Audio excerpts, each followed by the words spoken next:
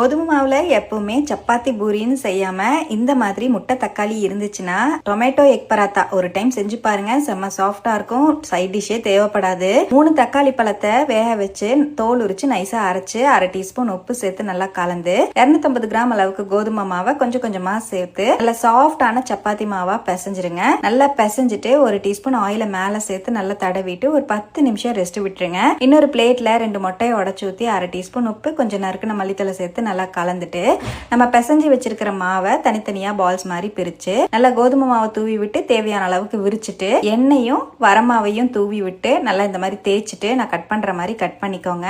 நான் 2 side cut பண்ணிட்டு இந்த மாதிரி ஃபோல்ட் பண்ணிக்கோங்க. பாக்கெட் மாதிரி ஃபோல்ட் ஆயிடும். நல்லா ஸ்கொயர் ஷேப்ல ஃபோல்ட் ஆனதுக்கு அப்புறமா மேல கோதுமை மாவை தூவி விட்டுட்டு ஸ்கொயர் ஷேப்ல நல்லா இந்த மாதிரி இழுத்து தேய்ச்சி விட்டுக்கோங்க.